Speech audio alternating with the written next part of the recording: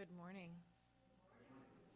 I am Ginger Yoder, and I'm the Director of Family Ministries here at this church, and I'm serving as your celebrant this morning. And I have been serving this church on and off since 2003, and I actually am a child of this church. So we started coming when this church was located in Pullman in the 80s. I won't age myself too much more than that. And then when we moved into this building, my parents became members. So we have been here for most of my life. I'd like to extend a special welcome to all those who are joining us for the first time. We are so glad you're here. Please fill out a newcomer information card, either online or the one that you should have received in your welcome packet as you came in this morning. We'd love to be in touch to support you in finding your way to be part of this community. Our welcoming committee members have yellow name tags and can answer any questions you have or point you towards additional information. Or you can find a staff member, Samurai, or a couple of our staff members who you might notice Elizabeth is not here this morning because she unfortunately has COVID, and so does Ryan, and so we are here today with you. And Alex is here, hooray. Everyone is welcome to stay for coffee hour and conversation after the service, either downstairs or in our fellowship hall or in our Zoom room. And, oh, that's not announcements yet. I'll do that next, sorry. So let's say our words of welcome together. Whether this is your first or 1,000th Sunday with us, whether you strolled, rolled, zoomed, ran, or danced in, we are glad you chose to join us. We are one people of many beliefs, identities, origins, sexualities, and genders. All are welcome here. Now we'll take a moment to say hello across the technical divide. First, we're going to show the people on Zoom. And on Zoom, if you'd like to turn on your camera now and wave, please do.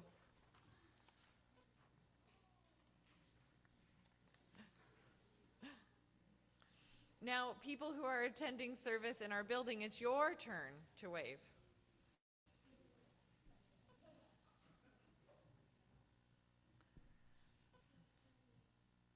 I have a couple of announcements, and then I'll have a couple of announcements that have been for people coming up. Today's service is intergenerational, a multi-generational service, which means the children get to stay in the service with us. And there is childcare available if people feel a little wiggly. We can go play with our childcare workers at any point during the service. Luckily, it is a three-part ritual of gathering, release, and blessing. So it ends up being very supportive and inclusive of people of all needs and ages. If you are joining at home, we want to make sure that you gather an empty bowl, a container of water, and a stone or something similar that is solid and won't dissolve as it gets wet, so you too can take part of this service. The other announcement is that we had a newcomer lunch after the service, and that has been postponed until Elizabeth can be well and join us. And we have a announcement from Michelle.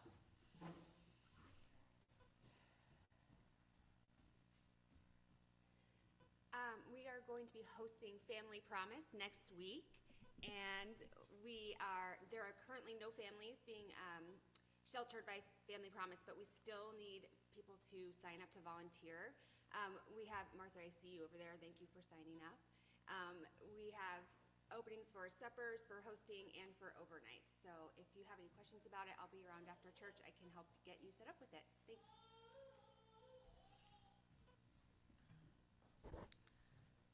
We'll now move to our territorial acknowledgement.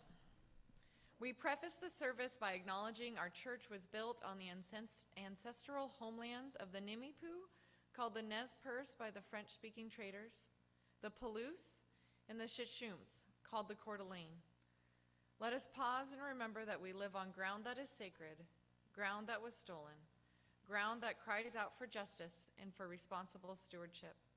May our remembering help us find the courage to do our part to restore wholeness to the earth and all her peoples. We're hoping that folks joining on Zoom have a chalice or a candle to light and something to light it with, and we will light our chalice here in the sanctuary. Do you want to come up?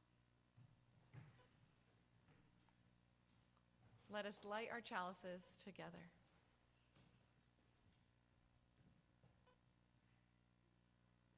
In the light of truth and the warmth of love, we gather to seek and seek to share. I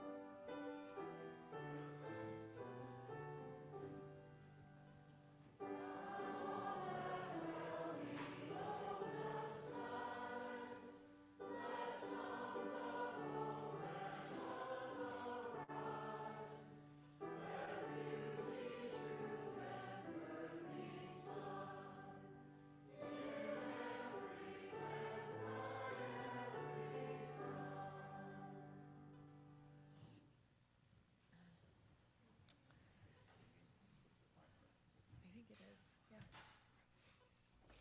All right, as you may have noticed, I am not Reverend Elizabeth, and I'm very sorry about this.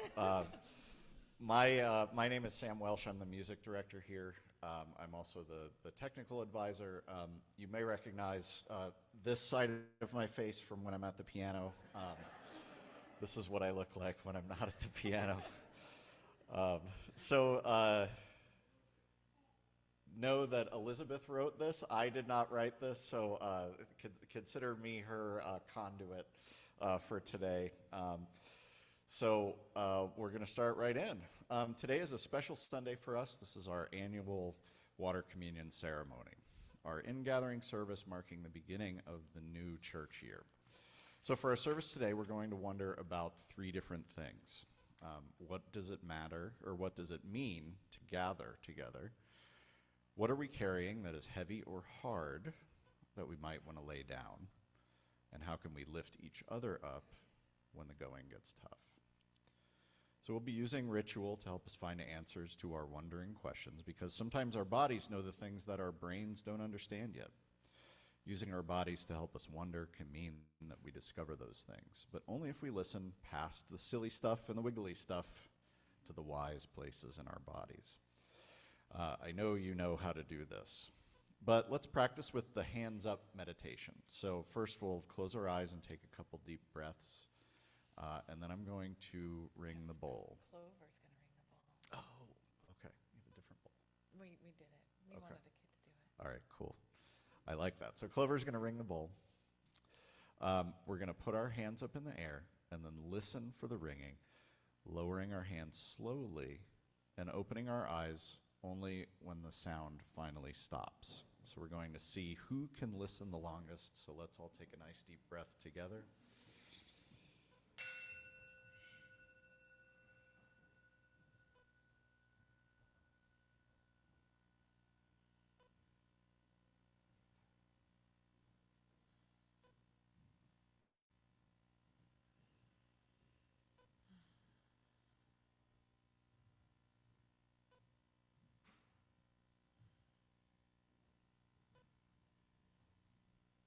Wonderful.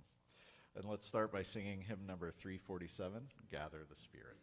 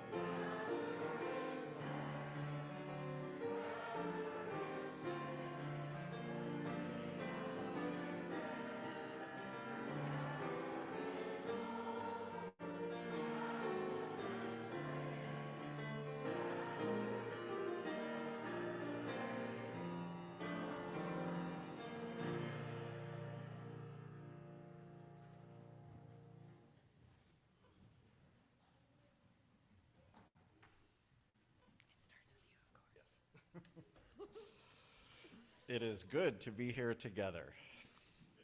So, what does it mean to gather together, and why is it good? That was a question for you guys to answer and respond right now. Feels good. We love each other. Great. Awesome. One more. We work together for good. Love it. Takes our minds off our own troubles. Yeah. That's great. Gathering together can mean being in the same room. It can also mean being part of a community. In a community, we laugh together, learn together, and we stick together. We help one another face hard things. We celebrate together when good things happen. Everyone who is part of the gathered community brings gifts and experiences.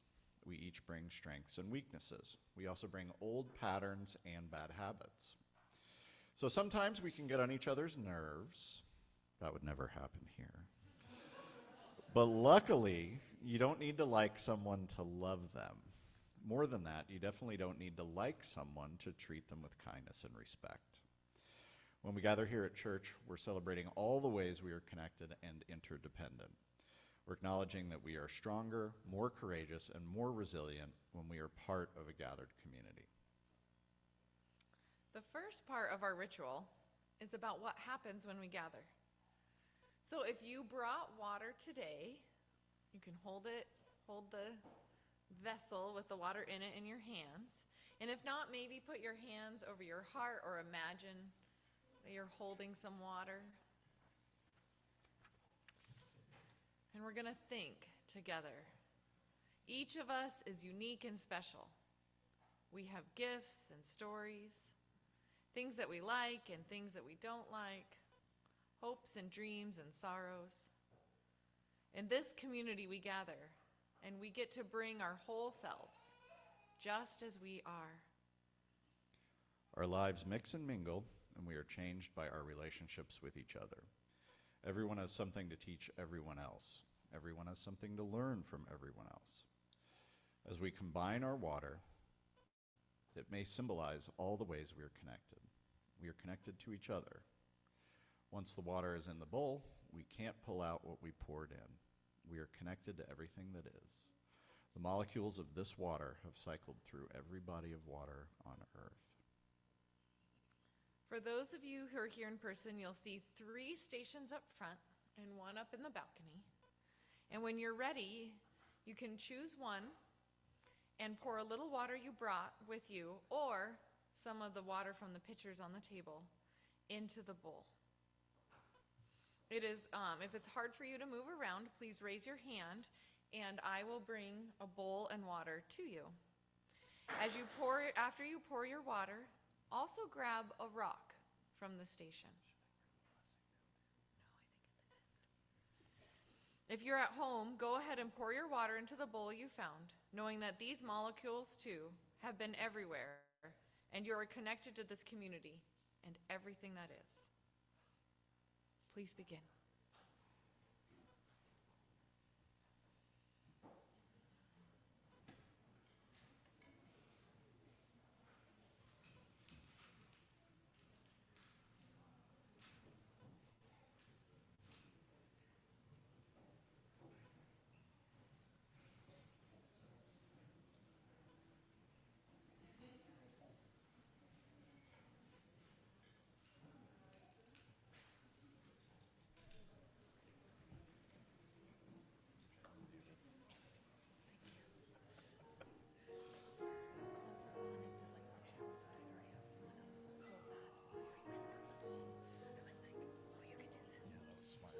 But I was like, I'm sorry. thing about this bowl. Oh, that's okay. I made you miss your No, moment.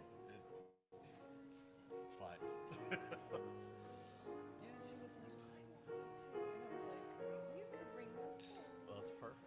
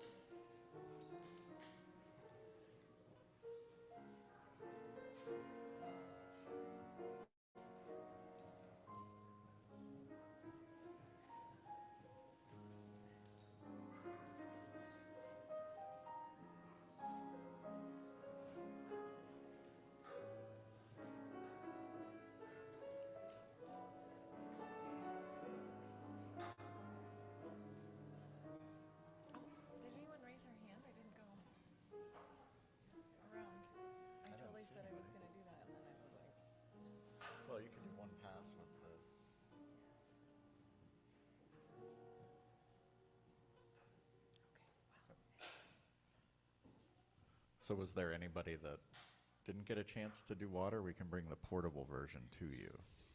No? I said I was going to do that, and then I didn't. Okay. We give thanks for all that is our life, for the rich variety of experiences and perspectives present in this room and beyond it.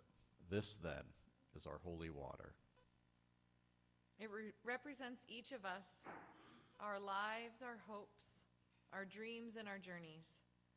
But it also represents our commitment to one another, to journey together and to be one gathered community, and to work to create a world community with peace and justice for all. And now let's stand and sing together hymn number 100, Peace Like a River.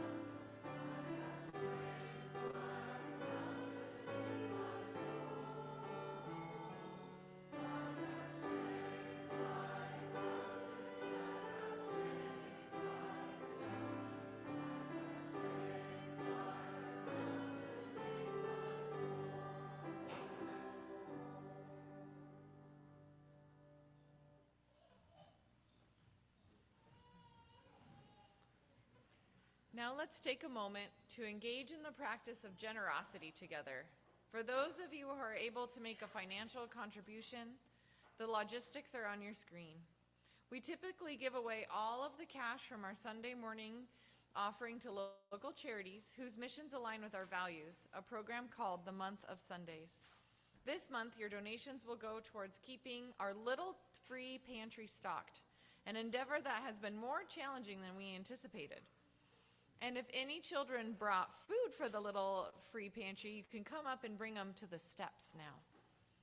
To donate, please indicate Month of Sundays on your check or from the online menu online on the drop-down menu. In the spirit of love and for the continuing work of this church, We will now take some time to practice generosity together. Okay, so we're going to sing another hymn now. Let's stand and sing 1007, There's a River Flowing.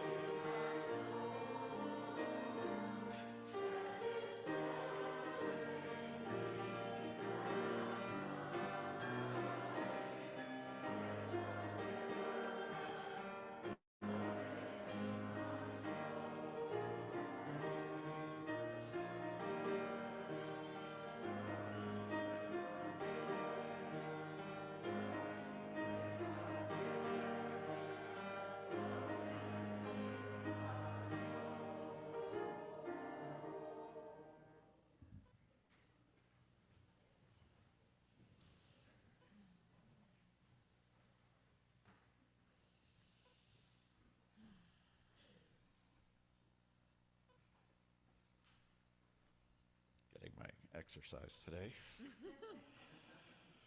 All right, so everyone should have a stone or something to hold. Did everyone get a stone while you were up there? Does anyone need a stone? No? Okay, great. Oh. Everybody must have a stone.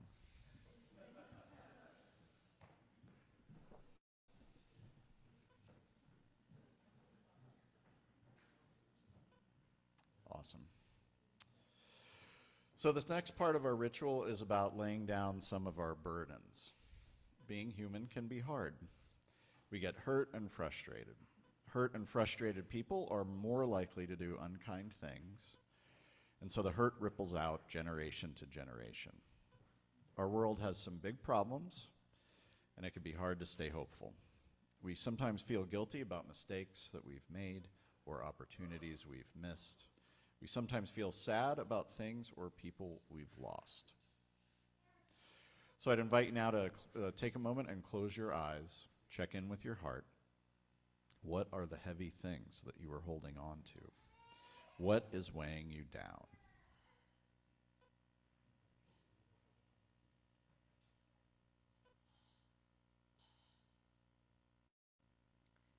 If you feel sadness, you're going to put that sadness into your stone. If you are angry, lonely, frustrated, you can let the rock hold these uncomfortable feelings too. If you feel shame or guilt, if you feel hopelessness or despair, know that these feelings are completely normal, a part of being human. But you don't have to carry them alone. One of the wonderful things about being in community is that we help each other hold the hard and heavy things. And sometimes we even help each other lay some of our burdens down. When you're ready, I'd like to invite you to come forward with your rock. Cradle it in your hands and let all your heaviness, your grief, your worries, your pain flow out of your body and into the stone. And then whenever you are ready, carefully place the stone into the water. Remember that whether you are here or at home, the water symbolizes the gathered community. As you gently lay your stone in the water, feel the heaviness in your heart ease, softened or even dissolved by the love that is holding it and you.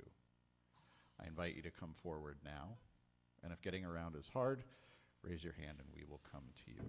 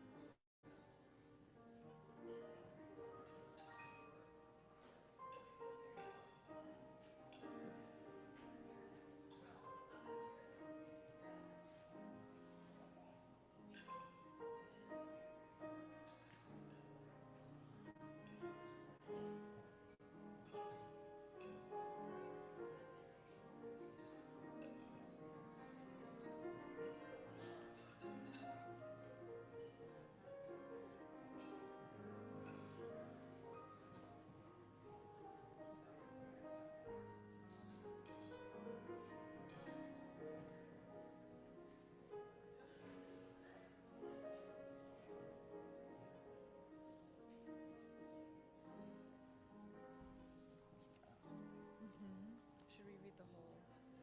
We'll just go back and forth. Sure.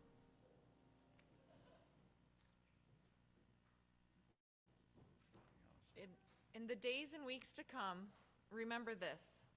Rocks don't float, but people do. Whatever heaviness you feel in your heart, you can lay back and be lifted by the love and support of this community. Amen and blessed be. Every year for the past several water services, we've revisited this reading by Clarissa Pinkola Estes, Letter to a Young Activist During Troubled Times. Do not lose heart. We are made for these times. I have heard from so many recently who are deeply and properly bewildered. They are concerned about the state of affairs in our world right now. Ours is a time of almost daily jaw-dropping astonishment and often righteous rage over the latest degradations of what matters most to civilized, visionary people. You are right in your assessments. The luster and hubris of some have aspired to while endorsing acts so heinous against children, elders, everyday people, the poor, the unguarded, the helpless, is breathtaking. Yet I urge you, ask you, gentle you, to please not spend your spirit dry by bewailing these difficult times. Especially do not lose hope. Most particularly because the fact is, we were made for these times. We have been in training for a dark time such as this since the day we assented to come to earth. For many decades worldwide, souls like us have been felled and left for dead in so many ways over and over, brought down by naivety, the lack of love, by suddenly realizing one deadly thing or another, by not realizing something else soon enough, by being ambushed and assaulted by various cultural and personal shocks in the extreme. We have a history of being gutted, and yet remember this especially. We have also, of necessity, perfected the knack of resurrection. Believe the evidence of any one of your past testings and trials. Here it is. Are you still standing? The answer is yes. And no adverbs like barely are allowed here. If you are still standing, ragged, flaws or no, you are able. Thus you have passed the bar and even raised it. You are seaworthy. Ours is not the task of fixing the entire world all at once, but of stretching out to mend the part of the world that is within our reach. Any small, calm thing that one soul can do to help another soul, to assist some portion of this poor and suffering world, will help immensely. It is not given to us to know which acts or by whom will cause the critical mass to tip toward an enduring good. What is needed for dramatic change is an accumulation of acts, adding to, adding more, continuing. We know that it does not take everyone on earth to bring justice and peace, but only a small, determined group who will not give up during the first, second, or 100th gale.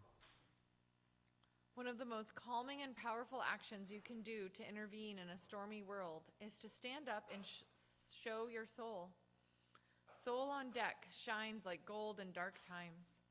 The light of the soul throws sparks, can send up flares, builds signal fires, causes the proper matters to catch fire.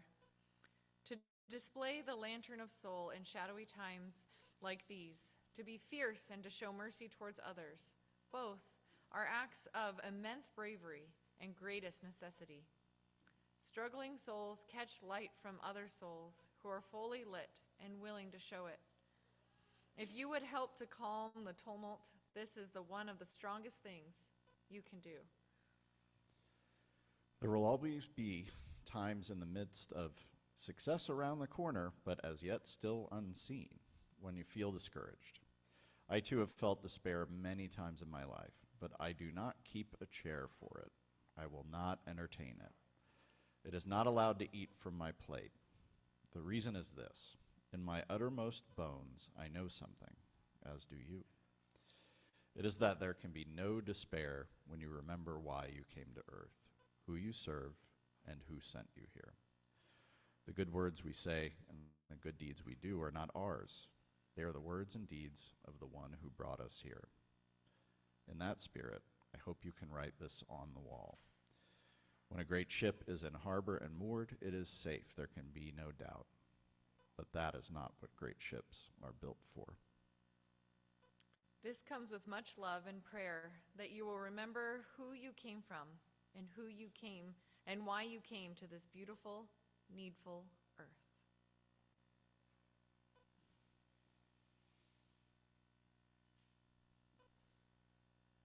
I'd like to invite the choir up.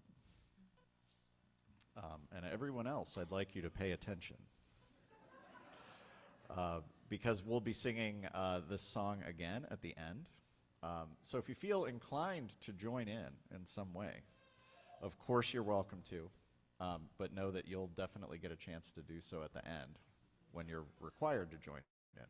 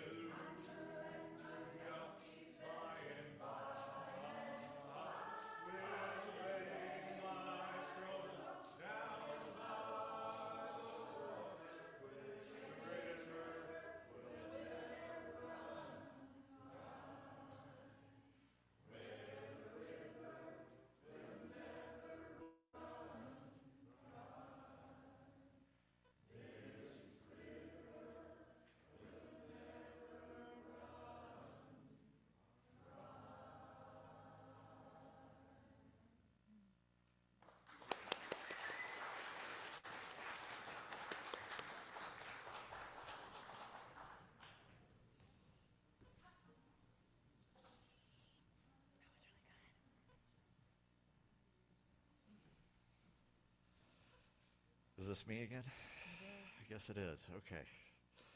In a Judeo-Christian context, there can be something magical or supernatural about blessing. Blessing is something that priests do on God's behalf. Here in our UU congregation, though, we believe that everyone is capable of doing these things all on our own. Not only that, but we expect everybody to bless each other and our world with love. So this is Elizabeth talking. Elizabeth writes, I have two modes of moving through my life. Let's call the first one movie mode. I experience life solely from my own point of view. I focus in on my own thoughts, actions, and feelings. I get to choose the soundtrack. Other people, they get bit parts, but I'm the star. I am in this mode more often than I care to admit. Now, the second mode, let's call this blessing mode. I experience life as an interconnected web. My focus is on what's out there, the person I'm with, the plants and animals I see, and the space between us. The soundtrack is life itself, and I listen carefully. Rather than a star, we are a multitude of stars, an infinite number of stars, all with parts to play that are equally important and equally mysterious. This is the mode I want to be in as much as possible. Now, if you're getting tripped up on the language, blessing, just remember that the same concept exists in all world religions. Think of the term namaste. The light in me greets the light in you.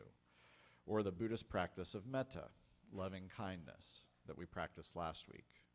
Or forget all the religious language and remember a time where you felt love and gratitude, awe and wonder in response to life, to beauty, or to another being. The language doesn't matter. That feeling, love, gratitude, awe, or connection, is what matters. The water that represents our gathered community is holding our various burdens and transforming them into blessings. When we lay our burdens down, we learn that there are people who will help lift us up. There's no greater blessing than caring and support. So we're going to use this water to bless ourselves and each other. We're going to come forward one last time, and I have some instructions here. So at each station, we actually need to form two lines, and we will each take a blue slip of paper on which there reads a blessing. There's like 5 or 6 different blessings. Right, there's 6 different blessings. Yeah. And you will dip it in our shared water, just the corner, not like a whole dunk, because we still need to be able to read them, but like just a corner in to receive the blessing of the community, and then hand it to the person who's across from you. So we've done this in various ways in other ceremonies we've done, flower communion or the cornbread blessing, and so we're doing it in the water communion blessing today. So we'll each exchange a blessing with another person in whichever way you figure that out in your 2 lines. And once again, I have the traveling altar, and I will come around and help people who don't wish to come forward.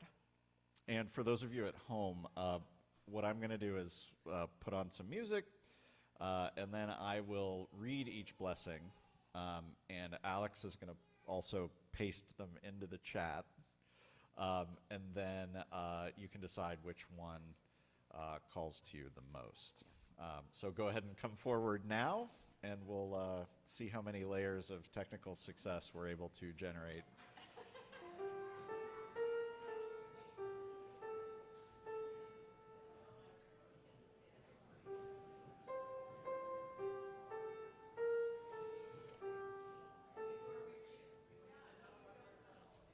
This is called Body Blessing by Lisa Bovee Kemper, adapted.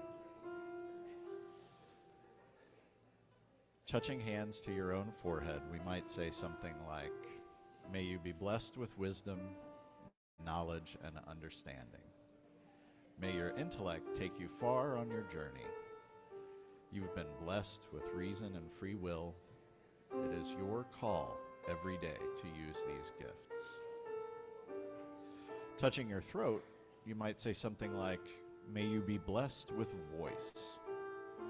May you learn the complex nature of truth-telling. The ability to speak the truth in love is something that requires honesty, empathy, and care. You are challenged every day to seek the joy that comes with sharing your truth compassionately, as well as listening to others. Touching our hearts, we may say something like, "May your heart be full and blessed with love. May you know the agony of heartbreak as it is intertwined with the elation of true love. Your heart is a strong and resilient organ, one that will be with you until the end of your time on earth. May you heed the wisdom of your heart and always trust the truth it tells." Touching our abdomen, we may say something like, "You are blessed with the gift of sexuality. May you always remember that you are a beloved child of God. Your body is sacred and belongs to you alone. May you live into the full expression of your identity as a human being, embracing your true sexual and gender identity. The gift of sexuality brings with it many rewards as well as great responsibility. May you always retain power over your own being, striving toward mutual fulfilling and just relationship." Touching water to our hands, we might say something like, "When you were a baby, your tiny hands were your first contact with the world. Before you could see more than a few feet in front of your face, you grasped the finger of your loved ones. You catch yourself with your hands when you fall. You express love and comfort to others with them too. May your hands be gentle and strong. May you use them to carry light into the darkness and rest to the weary. May your hands always find the place of greatest need, beginning with your own, and may the Creator of all things hold you in the palm of her hand wherever you go." Wrapping our arms around our whole self, we might say something like, "May you be blessed on your journey. May you remember that growth happens on the journey and that you are never alone. May you remember that growth happens on the journey and you are never alone. May you always remember that you are a whole person, that each of these parts work together. We offer our blessings upon you, body, mind, and spirit. May you be guided by compassion and truth, justice, and love. May you find rest on the journey, always remembering where you came from, being mindful that your ancestors stand behind you, whether you are present on earth or have gone back to the soul of the world. May you be blessed in all things and carry blessings with you wherever you go."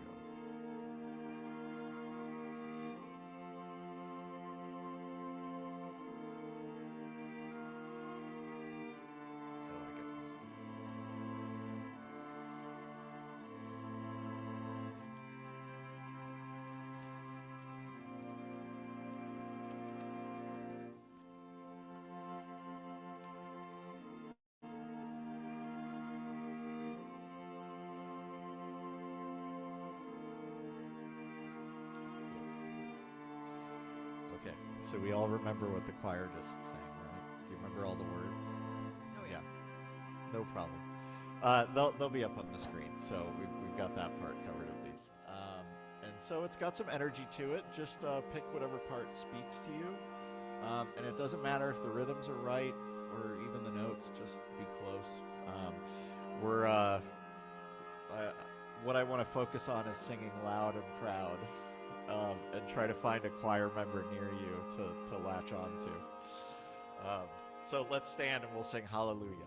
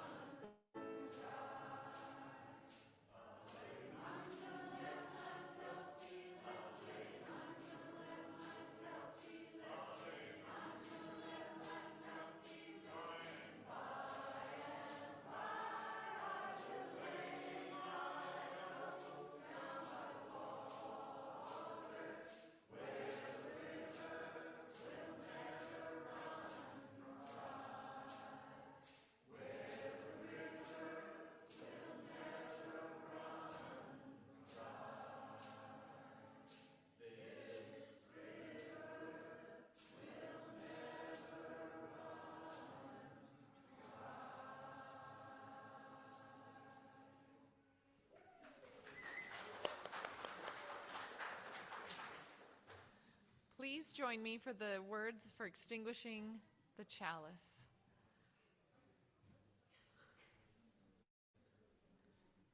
Which I don't know. They're not on the screen. Sorry, I don't actually know them, and they're not on the screen, and they're not in my script because I'm never here for this part. I'm always There with it the is. kids. There it is. We extinguish this chalice that we might grow gently in our hearts. May it light our